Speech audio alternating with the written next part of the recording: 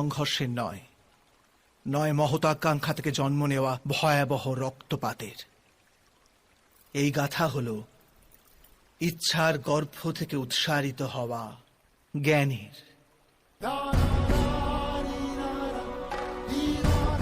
আমি বাসুদেব শ্রীকৃষ্ণ আপনাদের সকলকে নিমন্ত্রণ জানাচ্ছি এই যাত্রা শুরু করার, যা জীবনের মর্ম শেখাবে, মনুষ্যত্বের ধর্ম শেখাবে, পাঁক থেকে উঠে এসে পদ্ম হয়ে ফোটার ধর্ম শেখাবে।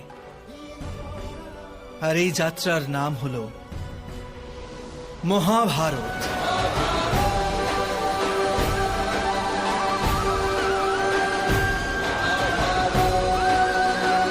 যারা নিজের পৌরুষ আর শ্রমের দ্বারা সেই দুর্বলতাকে পরাজিত করে দেন। কি বিভেদ আছে এদের আর অন্য লোকেদের মধ্যে? আপনি কখনো এর বিচার করেছেন? অতি সরল উত্তর আছে এই প্রশ্নে। যে ব্যক্তিকে দুর্বলতা পরাজিত করতে পারে না, যে পৌরুষের প্রমাণ দেবার সাহস রাখে হৃদয়ে, সেই দুর্বলতাকে পার করতে পারে। অর্থাৎ দুর্বলতা তো ঈশ্বর প্রদান করেন, কিন্তু নিজের সীমা তো মানুষ নিজেই নির্মিত করে। স্বয়ং বিচার করুন। কিন্তু এই ন্যায় কাকে বলে? ন্যায়ের অর্থ কি? অন্যায় যে করেছে সে যদি অনুতপ্ত হয়, আর যার উপর অন্যায় হয়েছে তার মনে যদি আবার বিশ্বাস জাগে সমাজের প্রতি, তাকেই তো ন্যায় বলে। কিন্তু যার হৃদয়ে ধৈর্যের স্থান নেই, সে ন্যায়ের পথ ছেড়ে দ্বন্দ্ব আর প্রতিশোধের পথ বেছে নেয়। হিংসার বদলে প্রতিহিংসার ভাবনা নিয়ে সে এগিয়ে যায়।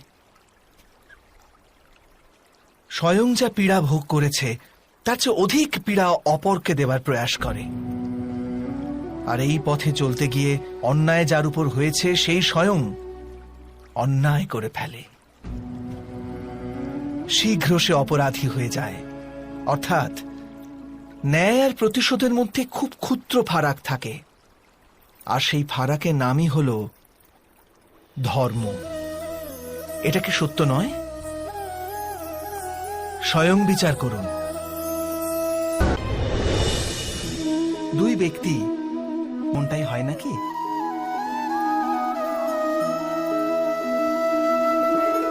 কিন্তু যদি আমরা একে অপরের স্বতন্ত্রতাকে সম্মান করি, তাহলে কোনো সীমার প্রয়োজনীয়তাই পড়ে না। অর্থাৎ যে প্রকারে বোঝাপড়া যে কোনো সম্পর্কের দেহ, ঠিক সেইভাবেই স্বতন্ত্রতা সে সম্পর্কের আত্মা নয় কি? স্বয়ং বিচার করুন।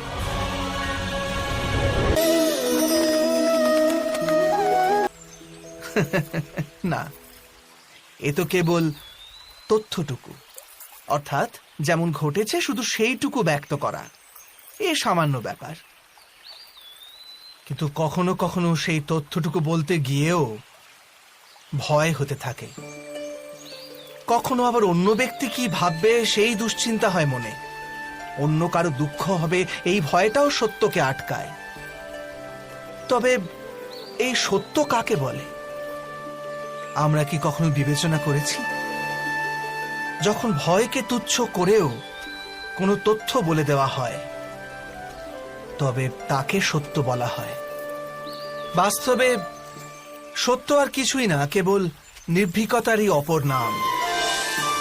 আর নির্ভীক হওয়ার কোনো সময় হয় না, কারণ নির্ভীকতা আত্মারই এক স্বভাব। অর্থাৎ জীবনের প্রত্যেকটি ক্ষণই সত্য বলার ক্ষণ নয় কি?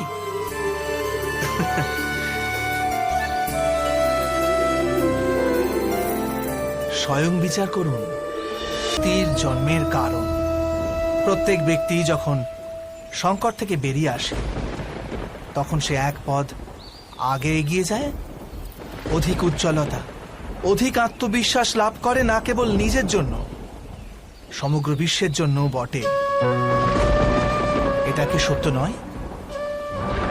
বাস্তবে সংকটের জন্ম মানে একটি সুযোগের জন্ম। নিজেই নিজেকে বদল করার, নিজের চিন্তাধারাকে আরো উঁচুতে নিয়ে যাওয়ার সুযোগ, নিজের আত্মাকে অধিক বলবান আর অধিক জ্ঞানমণ্ডিত করার সুযোগ। যে এটা করতে পারে তার কোনো সংকট আসে না, কিন্তু এমনটা যে করতে পারে না সে তো স্বয়ংই এক সংকট হয়ে পড়ে এই বিশ্বের জন্য। বিবেচনা করুন।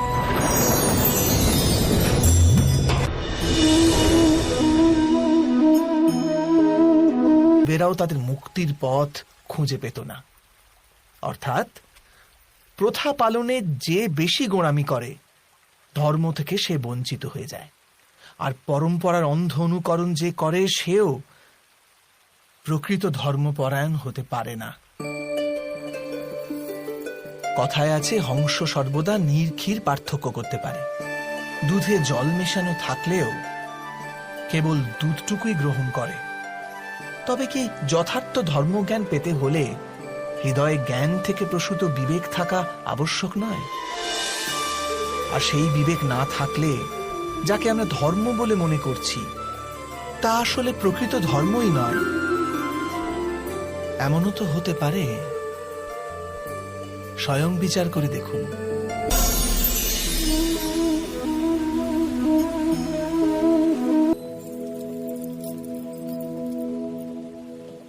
ভবিষ্যৎকে আধার করে সবাই আজকে নির্ণয় করতে চায়। ভবিষ্যতে সুখ লাভ হবে, ভবিষ্যৎ সুরক্ষিত হবে, এমন নির্ণয় আজ করার প্রয়াস করতে থাকে সবাই। আপনি নিজের জীবনেই দেখুন, আপনার অধিকতর নির্ণয়ের মূলে ভবিষ্যতের চিন্তা থাকে না। আর কেনই বা হবে না? নিজের জীবনকে সহজ ও সুখময় বানিয়ে তোলার প্রচেষ্টা করার অধিকার সবার আছে। কিন্তু ভবিষ্যৎ তো কেউ জানে না, কেবল কল্পনাই করা যেতে পারে। তবে জীবনের সমস্ত গুরুত্বপূর্ণ নির্ণয় কল্পনার উপর নির্ভর করেই আমরা করি। এই নির্ণয় করার কোনো তৃতীয় পথ হতে পারে? বিবেচনা করুন। ভবিষ্যতের বদলে ধর্মের বিচার করলে কি ভবিষ্যৎ অধিক সুখময় হয়ে উঠবে না? স্বয়ং বিচার করে দেখুন।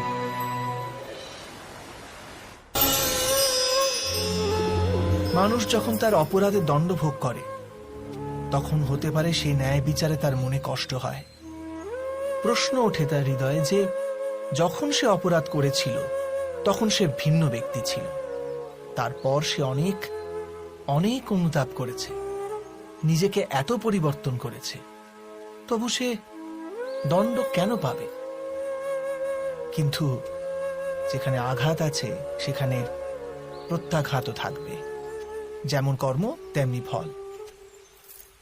যদি কাউকে স্নেহ দাও তবে সুখ লাভ হবে, যদি কাউকে হত্যা করো তবে মৃত্যুদণ্ড পাবে।